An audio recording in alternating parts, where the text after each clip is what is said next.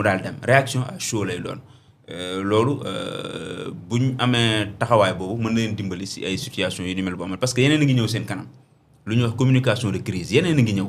yeneen a ngi ñëw te loolu te communication de crise bu ñu la koy jàngal parfois sax da ngay simuler une crise. simuler une crise jékki-jékki ngeen ne toog nañ ñi rek ñu ne paf rek am na lu xew ci kii nangam léegi nan lañ koy gérer. kii ne déedéet dañuy jóg ñu commencé bind communiqué déedéet kii ne man damay dem sama page ma bind ñu ne warul demee noonu léegi ngeen jàngat ko prévoir ko def ba communiqué bi sax da ngeen koy bind. communiqué bi sax da ngeen koy bind joxe ko am ku liir ne moo bi dañ ko dindi nangam ak nangam loolu day tax parce que bis bu crise bi ne teel daal seen kaw du ngeen am temps boobu bu crise bi ne teel seen kaw du ngeen am temps boobu. il faut ngeen def retrait xool nag ban voie ngeen utiliser donc yooyu yëpp ay mbir la yoo xamante ne pour man buñ ci bàyyee xel prochainement dinañ ko gën a mën a arrondir les angles pour éviter certaines failles. Merci beaucoup. Deuxième sujet, ça fait le buzz. On va s'intéresser sur cette affaire fonds Covid-19. Finalement, Mansour Faye opte tenir li nga xam ne moo nekk liberté provisoire amul li nga xam ne moo nekk bracelet électronique. Au même moment, Moustapha Diop maintenu en détention. Il faut rappeler rek Mansour qui dit le beau-frère de Macky Sall moom nag suite à une forte contestation sérieuse. Merci beaucoup Moustapha. Si la rek obtenirait boobu liberté Moustapha tonton Clédor mu indi aussi beaucoup vraiment d'interrogations par rapport à sa libération. Wow, beaucoup d'interrogations.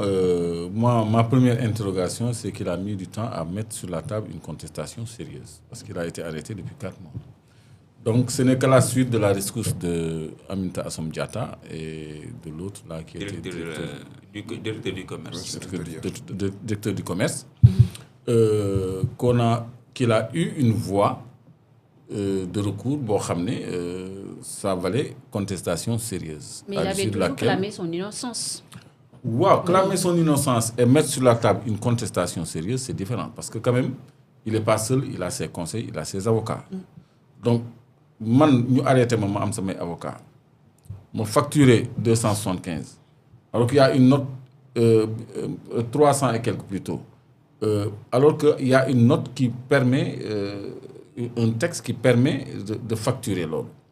Def nga appel d'offre au moment où Macky dajji na appel d'offre parce que contourner loolu nit ñi nu mu tuddati l'organe de contrôle là. Cour des comptes. Non, pas Cour des comptes. Donc ça me reviendra. Code des marchés publics. Doo jaar Code des marchés publics. Donc loolu, donc on peut dire qu'il a fait loo xam ne xëy na wàccee woon nañ ko. Mais pourquoi seulement maintenant?